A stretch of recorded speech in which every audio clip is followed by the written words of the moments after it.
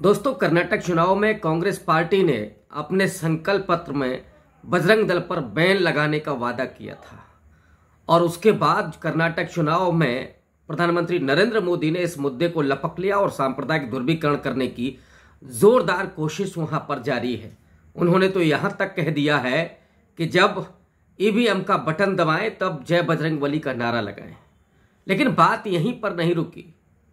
मध्य प्रदेश के जबलपुर में कांग्रेस पार्टी के दफ्तर पर बजरंग दल के कार्यकर्ताओं ने जोरदार हमला किया, तोड़फोड़ वहां की गई। लेकिन अब ऐसा लगता है कि यह मुद्दा देशव्यापी बनने जा रहा है।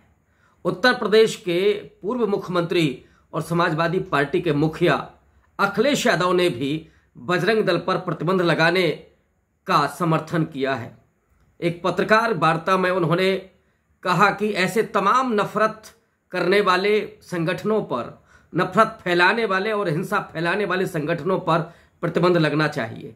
वे यहीं नहीं रुके, बल्कि उन्होंने तो आरएसएस को याद दिलाया कि गांधी जी की हत्या के बाद सरदार पटेल, जो तत्कालीन गृह मंत्री थे, उन्होंने आरएसएस पर प्रतिबंध लगाया था। लेकिन बाद में उस आरएसएस ने सरकार के सामने तमाम अपनी शर्तों को कबूल किया और उसके बाद वो प्रतिबंध हटा। लेकिन हाल फिलहाल में बजरंग दल को लेकर के जो सियासत जारी है और इस देश से नफरत मिटाने के लिए ऐसे तमाम संगठनों को, चाहे वो हिंदू हो या मुसलमान, उनको पाबंदी लगाने की बात हो रही है।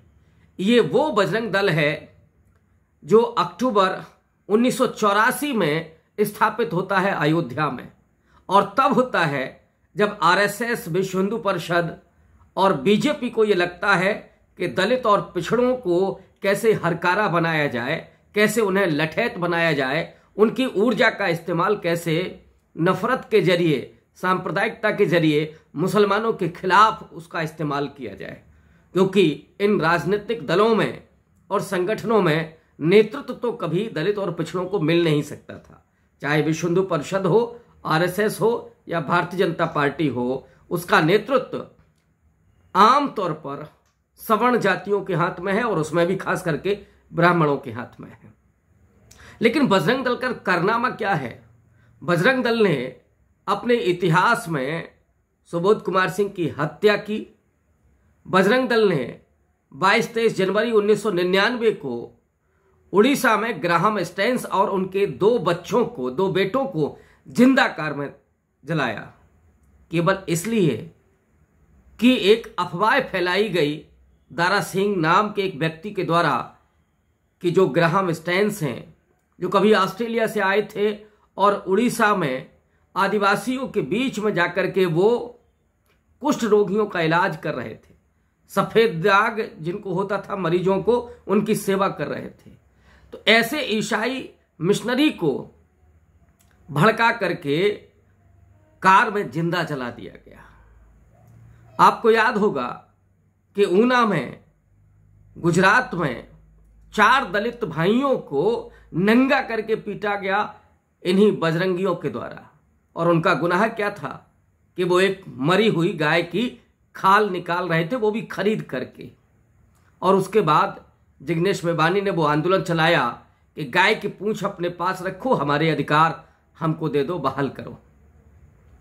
उसी आरएसएस ने ठेका ले रखा है कि 14 फरवरी को, माने वैलेंटाइन डे के दिन, तमाम लड़के लड़कियों पर वो लाठी चलाएंगे। ये स्वयंभू संगठन जो न संविधान में भरोसा करता है, न जिसका कानून में कोई भरोसा है, और वो हिंदुत्व की लाठी के आगे तमाम लोगों पर वो हिंसा का प्रहार करता है। गोरक्षक वो बने हुए हैं, लव जिहाद को रोकने वाले हैं, जमीन जिहाद को रोकने वाले, माने जितना प्रपंच हो सकता है सांप्रदायिक नफरत फैलाने के लिए वो किया जा रहा है।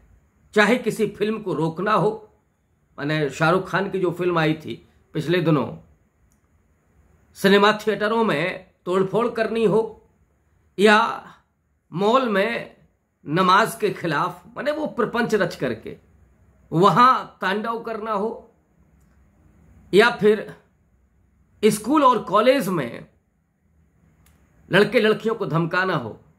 आपको याद होगा कि गुजरात में 2 लड़कों को पीटने की भी घटनाएं सामने आई थी और उसमें बजरंग दल के लोग शामिल थे, बजरंग दल के कार्यकर्ता शामिल थे। ये बजरंग दल में जो लड़के हैं जो हुड़दंग मचाते हैं, वो किस जमात से आते हैं?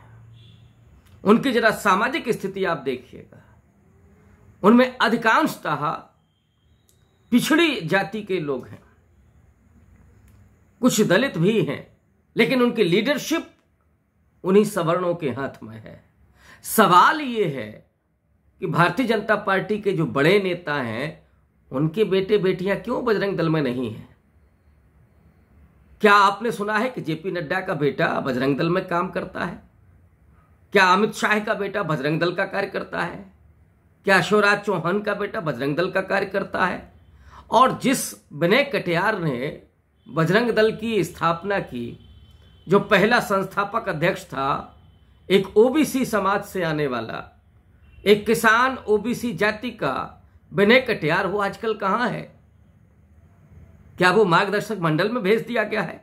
दरअसल इन हरकारों की, इन लठतों की सिर्फ इतनी भूमिका है कि वो बाबरी मस्जिद के विध्वंस में कार सेवा करें, पुलिस की लाठियां खाएं या भूख प्यास से मरे, वो नफरती गुबार में मानसिक बीमार हो जाएं, वे अपराधी बना दिए जाएं और उनका करियर खत्म हो जाए, वो कहीं भी नौकरी करने लायक न रहें और उसके बाद वो हमेशा के लिए इस पार्टी और संगठन के बंधुआ मजदूर बन जाएं।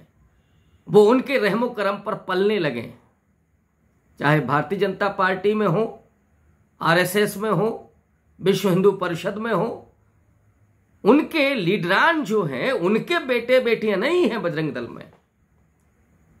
वे अपराधी नहीं बनते हैं। अपराधी कौन बनते हैं? उसमें कोई कटियार होगा, कोई गुर्जर होगा, कोई पटेल होगा, माने कोई पाटीदार होगा, कोई जाट होगा, कोई दलित होगा, अशोक मोची जैसा। ये जो थोड़ी लड़ाका जातियां हैं, ओबीसी की, दलितों की, जिनके भीतर साहस है और उस साहस के जरिए कहीं वो सामाजिक न्याय के रास्ते पर न चल रहे हैं या अपना करियर न बनाने लगे, वे संविधान की ताकत को न समझ पाए, वे बाबा साहब भीमराव अंबेडकर, शाहू जी महाराज, ज्योतिबा फूले, इनके संकल्पों को, इनके विचारों को कहीं ना पढ़ लें, बाबू जगदेव कुशवाहा को ना पढ़ लें, रामस्वरूप वर्मा के विचारों से कहीं ना जुड़ जाए, पेरियार ललई सिंह से ना जुड़ जाए। तो इसलिए इन पिछड़े और दलित नौजवानों को बजरंग दल में शामिल करना और उसके बाद उनको लठैत बना देना, गुंडों में तब्दील कर देना, ये हिंदुत्ववादी राजनीति की सियासत है, उसकी चाल है। और इसीलिए बाबा साहब ने कहा था कि हिंदू भारत अंग्रेजों से ज्यादा क्रूर साबित होगा। और क्रूर ही नहीं है, वो उस पूरी जमात को जो सामाजिक न्याय की राजनीति के जरिए, सामाजिक न्याय की नीतियों के जरिए, संवैधानिक अधिकारों के बलबूते जो समाज में एक मुकाम स्थापित कर सकती थी, जो अपने मेरिट का इस्तेमाल करके इस देश के विकास में अपना योगदान कर सकते थे, जो अपने आर्थिक और सामाजिक स्टेटस को बेहतर कर सकते थे, उन्हें झोंक दिया गया है एक ऐसे युद्ध में कि जहां हताहत होना उनका और अपराधी होना अवश्यंभावी है, निश्चित है। और मलाई तो वो खाएंगे जो बड़े पदों पर बैठे हैं। अमित शाह का बेटा बीसीसीआई का सेक्रेटरी बनेगा, शिवराज चौहान का बेटा विदेश में लॉ करने के लिए जाएगा, जेपी नड्डा का बेटा कहां है उसकी जानकारी हमको नहीं है, लेकिन ये सब ऐसे ही जगह होंगे। तो इसलिए अखिलेश यादव ने जो समर्थन किया है बजरंग दल पर पाबंदी लगाने का, वो सिर्फ पाबंदी ही नहीं है, उसमें असल में अगर उसकी बात की जाए तो पिछड़ों को इस देश के संविधान और लोकतंत्र के अनुसार उन्हें सही रास्ते पर लाने का विचार भी अखिलेश यादव का लगता है। ये थोड़ा खुल करके उनको बोलना चाहिए कि ऐसे किसी भी संगठन को जो सिर्फ नफरत ही नहीं फैलाता बल्कि दलितों और पिछड़ों को वो अपराधी भी बनाता है, उस पर प्रतिबंध ही नहीं लगे, बल्कि ये तमाम जो जातियां हैं वो इनसे बाहर निकल करके वो इस देश के जो अवसर हैं, हालांकि अब कितने बचे हैं, आरक्षण कितना बचा है, तो अवसरों के लिए वो क्यों नहीं आते इस सरकार के मुखालफत, क्यों वो संघर्ष नहीं करते? और इसलिए नहीं करते क्योंकि उनको मानसिक रूप से वहां गुलाम बना दिया गया है। 2022 में कर्नाटक के कोडगु में हथियार चलाने की ट्रेनिंग दी गई बजरंग दल के द्वारा तमाम नौजवानों को, तो वो हथियारबंद अपराधी बना रहे हैं। लेकिन इस देश के पिछड़े और दलित इस बात को समझ नहीं पा रहे हैं। वो नौजवान भटके हुए हैं, उनको सही रास्ते पर लाने का बेहतरीन उपाय यही है कि इस बजरंग दल पर प्रतिबंध लगाया जाए।